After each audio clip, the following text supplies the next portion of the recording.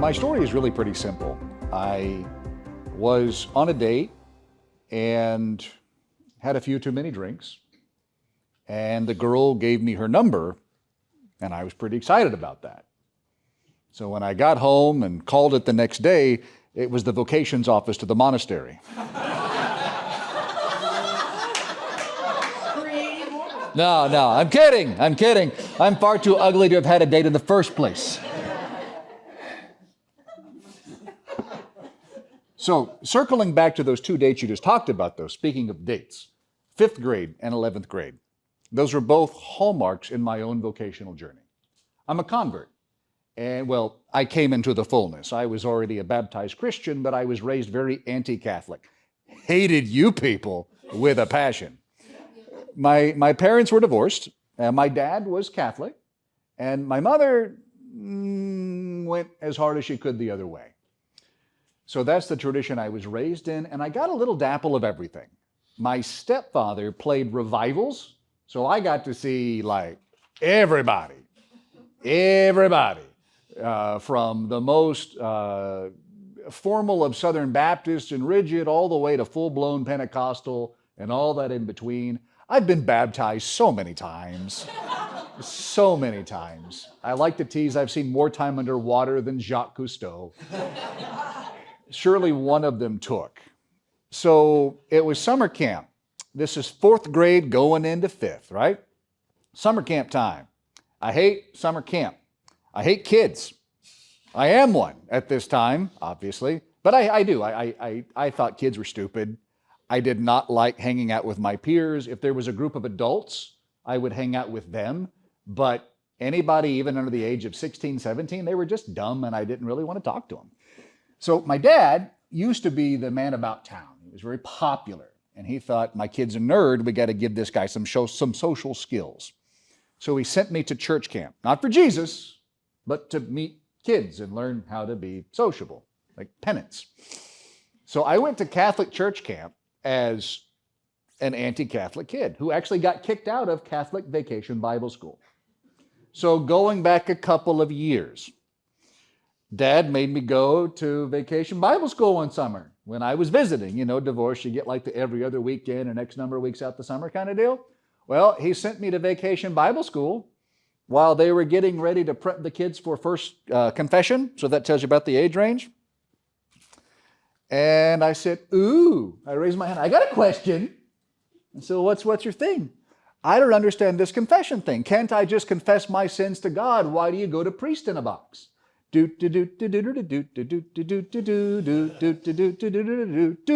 forgiven. Except when I did that, I flipped her off with both hands. So I got kicked out and sent home, and I did get a whooping. Yes, I did. It was deserved. And I didn't mind because I had to go back to that, Catholic thing. So it was worthwhile.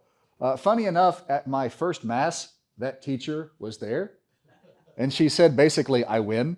Like, ha, waited you out, little punk. She was actually my cousin, come to find out, albeit somewhat distant. So I felt extra bad about it then. So it's the summer of, right? And I don't want to play with those Catholic kids because they're all going to burn in hell, I'm quite convinced. So I decided to stay in my cabin as much as I could. Now, this is all pre-safe environment stuff. So the dorm dad for my cabin was the parish priest. And I thought, you know what? I'm going to convert him. So I lit into him the role of apostles and Eucharist and Mary and all of it. You show me in the scriptures where it is. Because I believe the Bible. You show me all this craziness you believe. And he did. He did. He patiently, lovingly showed me first off apostolic authority. All right, score 1, right?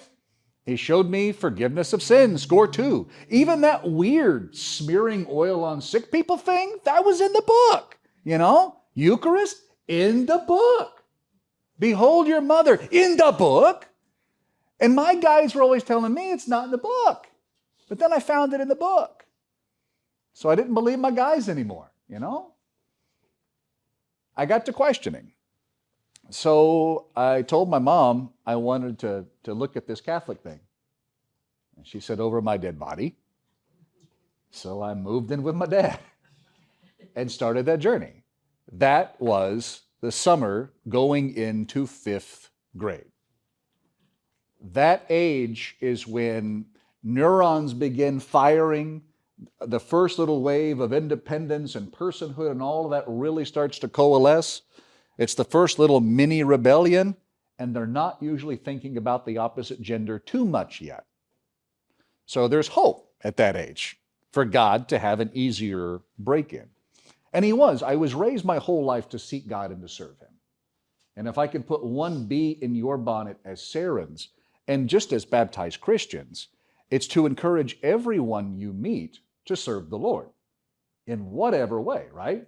Like if every Catholic kid said, when you ask them, so what do you want to do with your life? I want to serve the Lord. If they had that on their heart and mind, whoo! Talk about a vocation tidal wave. And I'm not just talking priests and religious, I'm talking about married people that are doing it right. Wouldn't that be amazing? Holy cow, if we actually had some Catholic families. But it's got to start with that desire to serve the Lord. Not, I want to be a doctor or a fireman, or I want to make lots of money, I want to be rich and powerful, I want to be president. That's all stupid. That all fades away. We want every child, every adult, everyone in between saying, I want to serve the Lord. And that goes for everyone in this room. And that's how I was raised, so I was looking, I was open. And throughout my life, when there were trials or temptations or things just went totally sideways, that fundamental desire to serve God kept me bound on that path. So fast forward, right? I do the Catholic thing, we have a custody battle, and I enter the church fully. And because I was actually baptized as an infant when my parents were married, I'm not technically a convert or even a come into the fullness. I'm just a revert at a very young age. But I came in all fire. Don't think I'm not convert, because I was going to get all of them. By the time I got to junior year of high school, that 11th grade year, I knew. I just knew. I didn't want to know, but at that point I knew. I didn't know what yet. I just knew that it was something and that it was serious and that nothing else really satisfied. Even though I had appetites for different walks of life and for those of the female persuasion, I knew that that wasn't what God had in the cards for me if I was going to follow him. So we had another little incident, and sorry for so many of these little stories, but it was Good Friday, and I was going through rebellious phase, 11th grade. Like you do. And I think this was actually 10th grade, so it's just before hitting that swing. I think it really was 10th grade, the year that this happened. So Good Friday, it's time to venerate the cross. Well, I'm still about 20% not Catholic yet. There's some of this stuff I'm still not okay with. I've come to believe, but some things, frankly, are just weird. And everybody walking up there smooching that cross seemed pretty weird to me, right? Like, they just kissed that before you. Y'all swapping germ? Nasty, right? So it came time, and I just stood there. Well, everybody else went up to venerate the cross. Well, my dad was furious with me. He's like, you go. I'm like, no, I'm not going to do it. It wasn't because of the grossness at all. He took me to the priest after Mass, and he said, you tell him what you didn't do. There's like 30 people in this church, okay? It's a little tiny country parish, so like everybody saw, and mostly they saw my dad making a fuss. So he said, you tell that priest what you didn't do. And Father already knew. But he was just real gentle and said, so, what's going on in your head? I said, Father, I don't get it. The cross is an implement of death. I love our Savior. I love what he did for me. I am eternally grateful. But that's the thing that killed him. At best, it's not a weapon of torture. At best, it's a tool he used. And after a successful surgery, who do you give thanks to? The surgeon or the scalpel? I might give the surgeon a peck, but I'm not going to kiss the scalpel. And he said, good point. He invited me over. This is all pre-Dallas Charter, right? So you can still do that. You can still talk to your priest without, 15 people in the room. And I went to the rectory, And we talked for hours, And my dad called at 10 o'clock, wondering where I was. I got there at 3:30 after school, and we've been talking that whole time, just question after question after question after question, books, We even got like a chili dog at Sonic. It was exciting. And no, this is after. This is the follow-up meeting. This is the follow-up meeting. Yeah, no, we are post-Easter. We are post-Easter. We are post-Easter Sunday before we had this meeting, right? So this is Good Friday. This is the following Wednesday after Easter. Good call. Yeah. It was a fish hot dog. There's some fish in there probably, along with a bit of everything else. I don't know. You certainly can't call it beef what they're serving. But anyway, so it's the Wednesday after. And this goes on, and it becomes a regular thing. Every Wednesday, we're talking God. He gives me books from his seminary training, and I read them and ask questions, and that becomes my primary thing, to such an extent that when I had my confirmation class kicking off junior year, I kind of half taught it because I had all of that. And when I went to seminary, I'm like, oh, I've read this book before. First couple years, already under the belt, thanks to that patient fellow. But those 2 ages of finding myself, seeking God, right? They were absolutely pivotal. So my priest at that time was a bit of a rebel. He loved Jesus very much, but the bishop a little less. And he was convinced I should not join the diocese, but that I should be a Jesuit. And so I started looking at the Jesuit order and considered them. It never quite felt right, but it's what that guy recommended, So I was debating senior year. I'd gone on the Come and See weekend up to Conception, Missouri to go see those monks up there in the seminary where a lot of our guys were going at the time for their college training. And I spent some time there. And I was really debating, do I join the diocese or the Jesuits? Diocese or the Jesuits? Well, there's a problem with the diocese. If you're in college, at least at the time, I don't know what you people do now, but when I was looking at it, I was going to have to take out loans for my bachelor's program. And if I got ordained, the diocese would assume the loans. I'm like, I'm not going there. I got full ride scholarships. I'm not taking out loans for college. So I looked and I had offers from a number of Catholic schools. I said, I'll go to a Catholic school, get my philosophy, and I don't owe anybody anything at the end of the day. So I did. I went to St. Gregory's, and everything was paid for. And while I was there discerning between the diocese and the Jesuit, I met Benedictines. Weird thing. While my mind is still Jesuits or diocese, I have the most powerful experience of prayer where God says monks. And I say monks are dumb. It's a frat house for Jesus. What's the point? I want to save souls, not just hang out with a bunch of old dudes, right? I want to be doing the stuff like Father gets to do, I really do. I want to go kick Satan in the crotch, not just hide out over there with a bunch of other guys who already love Jesus. Like, where's the missionary aspect of this? Seemed like a total waste of time, and it still does sometimes, but it's what God wants. So I wrestled with this, right? And I remember talking to the vocation director at that time, and I said, Father, we got the meeting and we talked, and said, Father, I haven't even been looking at this, but I can tell you right now with clarity, I don't know why, I don't want to do it, but I feel like this is what I'm supposed to do.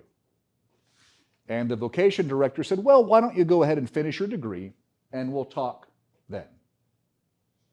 Dumbest advice ever.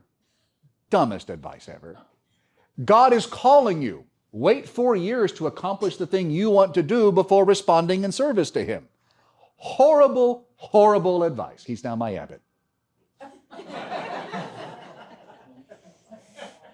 We've talked about this in retrospect. And he's like, yeah, that probably wasn't the best move. So he knows. There's nothing secret there.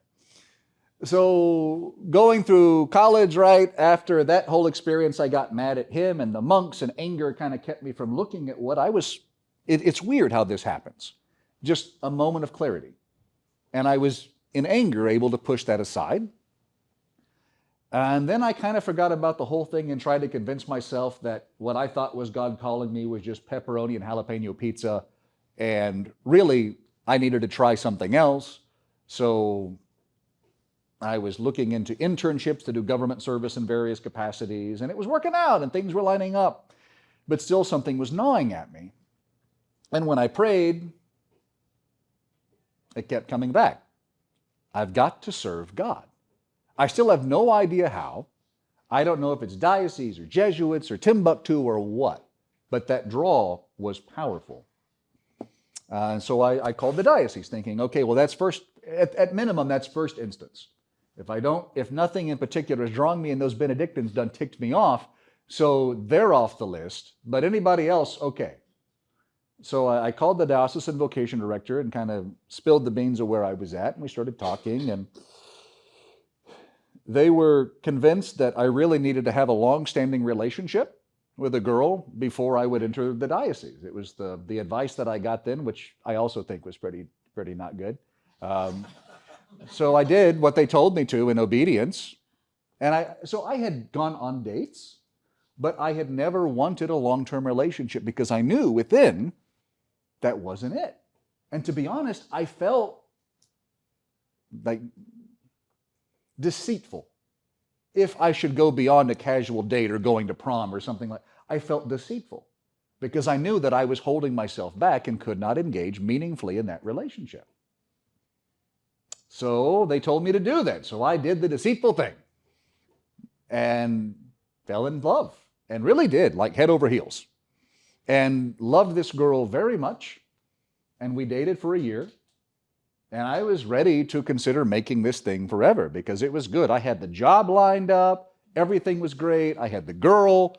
I had everything a senior in college wants. Except it wasn't right. And I prayed about it. And that little voice told me, this ain't it. And I got mad about it. Like, why you give me everything I want and then tell me I can't have it? That's not nice. And when I prayed, it became very clear. And so I continued conversation with the diocese and I completed my application. And somehow in my stupidity, I stayed dating the girl this whole time. The whole time. Like up until the day I left, right? That was the final goodbye. Now she knew I was leaving. I knew I was leaving. It was stupid. But it's what happens when you get bad advice and you double down on it. So we left, and for the first year of seminary for the diocese, I was in absolute anguish most of the days because it was boring, and I was having to repeat some philosophy, and the spirituality was pretty weak, and I kept thinking every day about the girl, and here's the weird thing, the monastery. On good days, I would think about the monastery. On bad days, I would think about the girl in the monastery. And so it went for the course of a year. Going to that following summer, had a pastoral assignment at Holy Angels, awesome. Had Father Mike Chapman, incredible priest, wonderful model, and humble servant of the Lord. And he had actually been a novice in the monastery and defected. So, like God knew, right? He's setting up the dominoes to start falling at any minute, and I'm ignoring the fact. So he even kind of sees in me some of those things. And he's like, so, you went to St. Gregory's, yep. And you didn't consider joining the monastery? Nope. Dumb monks, they told me I had to wait till I graduated. I'm mad at them, kind of deal. So he never tried to push me that way. It's just he thought it odd. He thought it odd because he kind of saw something and thought maybe, but okay, if not, welcome. This is a beautiful vocation. And he lived it very well. He was a fine model. I loved that summer. The pastoral ministry, the being with the people, loved it. I spoke zero Spanish, but they had the parish carnival thing, the fundraiser, and I helped do the heavy lifting. And after that, I was in. Like I was everybody's people because, hey, he's not that little prissy seminarian watching everybody work. That's the farm kid moving the heavy stuff, right? So I was in and I was their seminarian from that time on for the rest of the summer. Beautiful, beautiful time.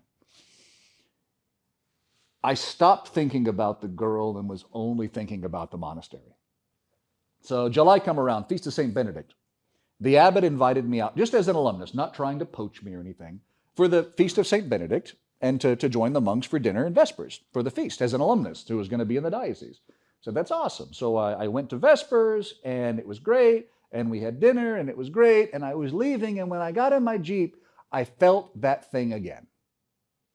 That absolute peace, clarity, no denial. This is it. And I felt drawn to go in and pray before that tabernacle, which if I had another 15 minutes, I'd tell you why that was such a big thing, but you can't stay here all day. You people got to eat. So there was this repeat thing of what had happened my freshman year, and it was strong, and it was clear, and it was... And I knew that if I went and prayed before the tabernacle, that I would be staying at the monastery and not going back to the seminary. So I got the hell in my Jeep, and I sped down that driveway. Tire marks down the driveway, getting out of there. Back to the parish, back to seminary. Now, my second year of seminary was absolutely amazing. It was theology. I was learning things. My spiritual director was incredible. The whole formation program in the theologate was everything I was hoping it would be. It was glory to glory. I absolutely loved it. And that's how I knew it wasn't right. That first year was miserable. So to be thinking about something else when you're miserable, that could be weakness. That could be wimping out. But now that things were absolutely perfect, the monastery kept haunting me, haunting me, haunting me. I would close my eyes and I would see the place. I would have dreams and I was sitting in a choir stall. All the while, I did not want that. I didn't want it. But it just kept on. I kept saying, Lord, show me your will. And the more I prayed it, the more he did, and the more mad I got because I didn't want that. Try again. Try again. Was even talking to some folks at the diocese about maybe getting to go on to Rome after ordination and all of that stuff because I was a nerd. And so like, man, I got the sweet gig, you know. I get to go do the cool stuff. I don't want to be no dumb monk. You're ugly. Sit around all day and pray.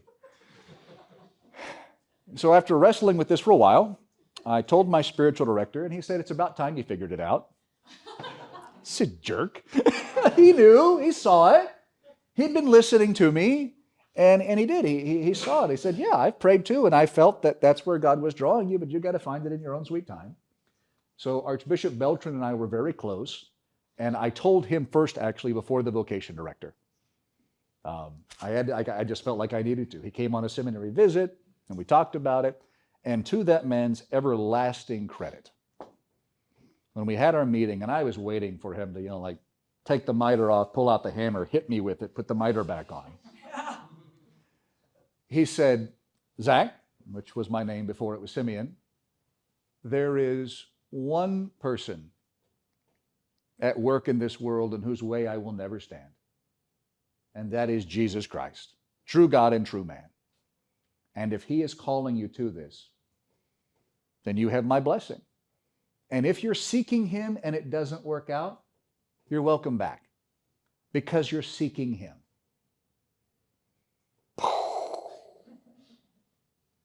Every year, he has sent me a card on my anniversary of profession. Good kid. Good kid. When he saw the abbot, and he was there for he was there for all of my stuff. He was there. He teased the abbot. He said, you know, in his slow way, Father Abbot, if you would have left him with me for 3 more years, you could have saved a lot of money on seminary. You could have had him after that. And it was just this wonderful, supportive, as it ought to be. He saw no threat because if this is where God was calling me, he wasn't losing a seminarian. He was gaining a guy in his diocese following God's will. What bishop could want more than that? And he has been that level of supportive ever since. And so I did. When I finally entered the monastery, he even had me finish my pastoral assignment for the summer. I went to Camp Guadalupe, just like I was supposed to when I was assigned to the diocese. And I was beginning that transition period. And they handed me off in August. The baton was passed, and I entered the monastery. And I can tell you, I entered there holding my nose. There was still nothing about it that attracted me. I just knew in prayer that this was it. But I can tell you that ever since, it has been exactly what I needed, exactly the counterbalance to my natural proclivities to make me the man that I am. If I were a Jesuit, I would have gone straight to hell. And if I were a diocesan priest, I would have ran you people out of the parish It would have been real bad. Like people, no. Ugh. But prayer and study and maybe a little spiritual direction or people in small groups maybe. Yeah, okay, right? But lots no. So it's where I needed to be of service to the Most High. And that's what vocation is about. Listening to God, serving Him, and following where He leads you. So we all need to be responsive to God's call in our lives, not just for those seeking priesthood, religious life, or discerning who they should get married and how they should live that marriage, but for those of us who have already found our vocation, because it's not done yet. If I were to share my full vocation story, I would have to talk about this morning, the drive up here, being here with you people, because it's ongoing, it's unfolding as God continues to draw us all unto His purpose. Bless you for the work you do.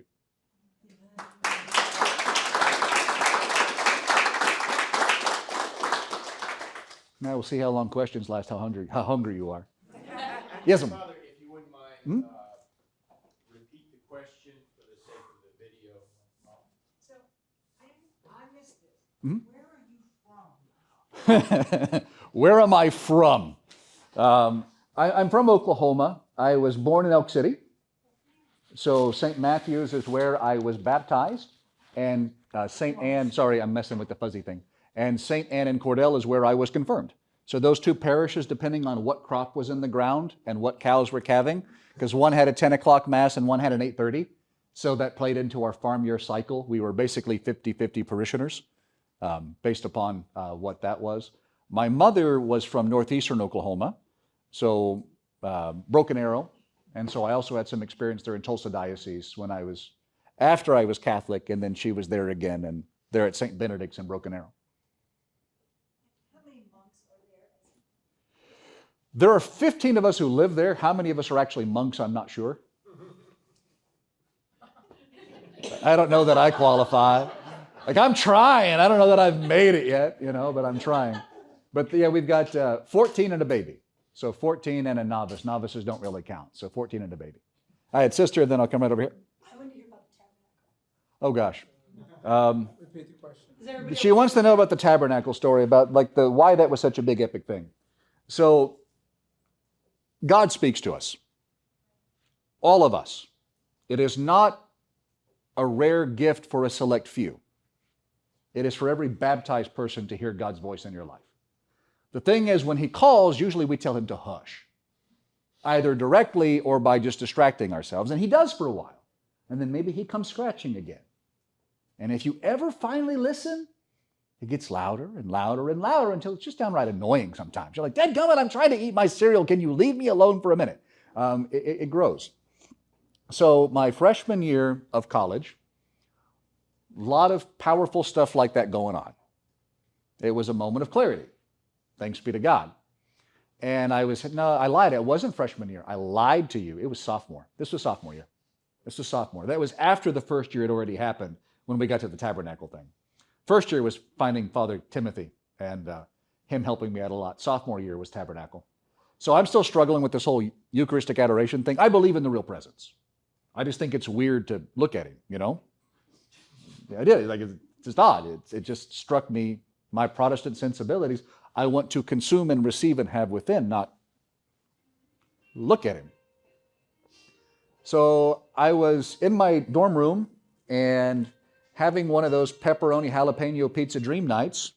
Couldn't sleep, wrestling, and it's hard to describe this unless you know what I'm talking about, but it's like you know something.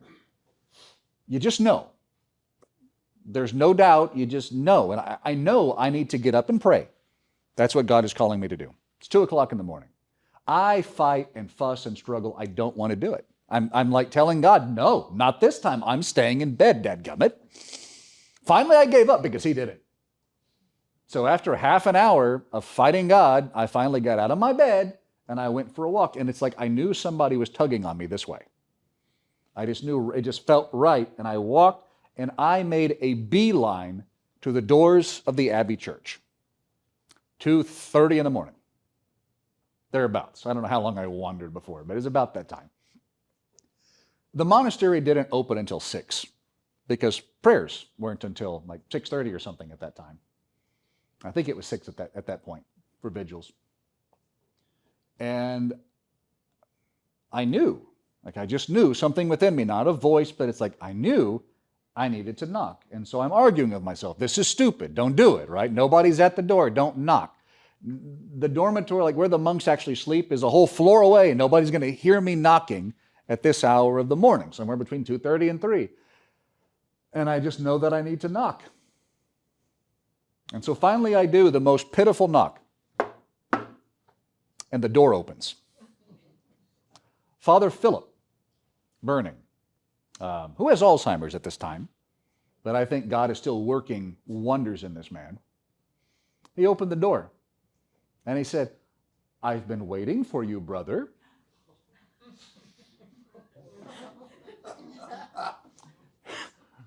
Will you be joining us in the choir? I said, no, Father, I just came here to pray. He said, we all just come here to pray. Right this way. And little Abbot Philip, he like hunched over, he's kind of like this, you know, he's like 95 years old. He led me down to the tabernacle. Now, I had never done Eucharistic adoration because I thought it was weird, okay?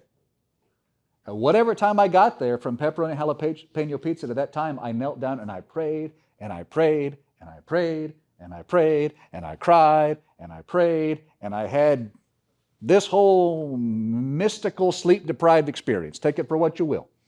Maybe it was just sleep deprivation, maybe it was legit, but it was powerful, whatever it was.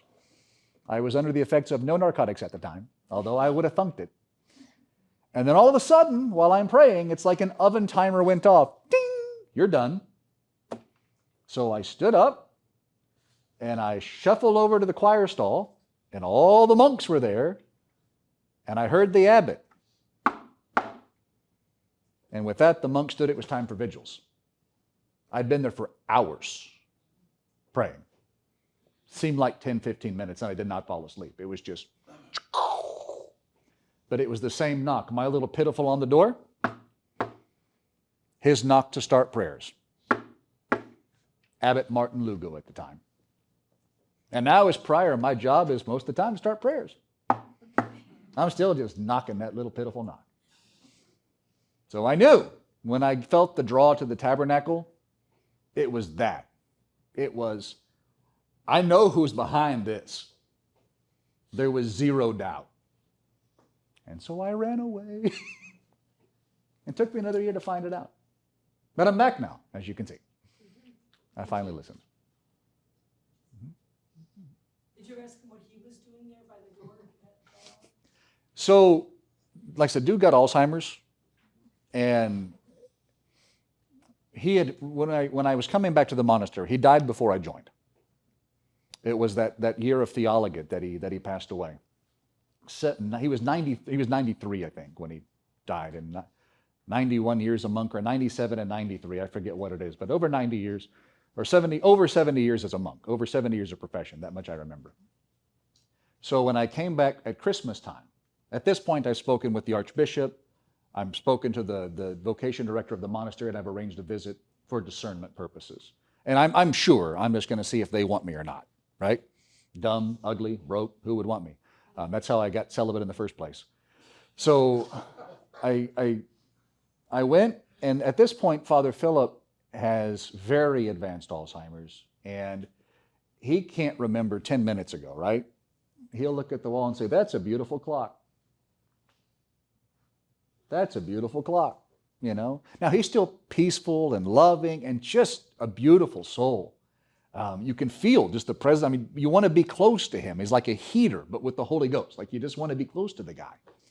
So we're in the community room, and he's got that dazed look. And then he looked up at me with crystal clarity, and he smirked. Like, huh? And then he was back out of it. And then he passed away just a couple months later, before I got back. So no, we never talked about it. But I shared that story in a parish where some of his relatives were parishioners, and they said that's not the first time something like that had happened with that man. In fact, it was very common all the way through his ministry. There are several stories that the monks have told me of God telling him something and him just knowing, and all of the monks are one way, but he stands the other, and he's right, and it happens every single time. Like God spoke to that man and put him in places like that. He said weird things to people that happened. Like prophecy. I mean, you can call it what you will, or gift of knowledge, but it's the Spirit's gift of something working in that guy. And it was throughout his life. And I'm fortunate in my own vocational discernment that old boy followed his. Because God had to get him up in the middle of the night and say, go stand by the door at 2:30 in the morning. How weird is that, right? For him to be there to greet me in my weird prayer, God had to have done the same thing to him. But he's Father Philip, so what does he do when God calls? He puts his habit on and goes to stand by the door because God told him to. Where would I have been had he said no to God? Sarah, y'all got a job to do. Yes. So, what about your mom after you become a monk? So what happened to my mother after I monkified? So when I was doing the diocese thing, she could kind of halfway tolerate it. She told her friends that I was going to be a minister. You know, I'm in seminary and I'm going to be a minister. So like, all right, that's great. You know, good for you. We're happy for you. Your son's going to be a minister. And when's he getting married? You know, well, about that. Yeah. So when I entered the monastery, she did not like that. Because when we become monks, you got to think boy nun, right? It's not to be a priest. Priesthood is an add-on. It's like a cherry on the sundae. You can leave it off and still have a perfectly good Sunday. Monks don't become priests necessarily. It's not what our primary vocation is. We seek God in solitude with our battle buddies very sincerely. That's what we do. And for the church, we do service of prayer and spiritual direction, retreat. That's what we do in a ministerial capacity. Some of us are ordained, but that's not what we do. We are not a clerical order. And if not one monk were a priest, we would still be a fully functioning Benedictine monastery, just in greater need of a chaplain than we are at present. So when I did the monk thing, and it wasn't even ministry, when I was entering Frat House for Jesus, Mom could not stand that because I was throwing away everything in her mind. And she and my grandma both tried, like they got the old girlfriend, tried to get her fired up because there was still the flame burning on her part. But then St. Anthony came to bat for me and gave us a very healing conversation. I got two saints, St. Therese of Lisieux and St. Anthony of Padua. They have both pulled many favors for me. And Tony helped me out. I just watched a thing on his life and how he found his way with the little thing because he had the girl and left and did the right. I'm like, all right, Tony, you get it. Help me out, bud. It wasn't 30 minutes and the phone rang in the novitiate because they gave her the number. And we had a healing conversation that put it to rest forever. Perfect peace. Tony went to bat. It wasn't half an hour after that prayer, really wasn't. So now, Mom is Catholic. Yeah. Like Mom and sister and like other family members thinking, that's kind of interesting over there. So yeah, she entered, and yeah, now she's loving it, and she's lecturing, and she's Eucharistic minister, and she's very excited about this whole Catholic prospect thing. But she kept on, like with every time I would come home for a home visit, there was little barbs, you know. And then finally we had to sit down, and she showed us, like it was Bible bingo, man. We were everywhere. Every place in the Bible that it said marriage is a good thing, we had to read that night, right? Like every one of those, like, see, look, it's blessed. See, it's good. See, it paves the way for children. Yeah, Ma, I'm not arguing with you. Marriage is a beautiful vocation. And then finally I'm like, are you done? Like, are you done? And then I spun around Matthew. It's good, but for those who are able, celibacy. Red letters, Mom. Red letters. End of debate. End of debate. Father, is it okay for us to say this was a hoot?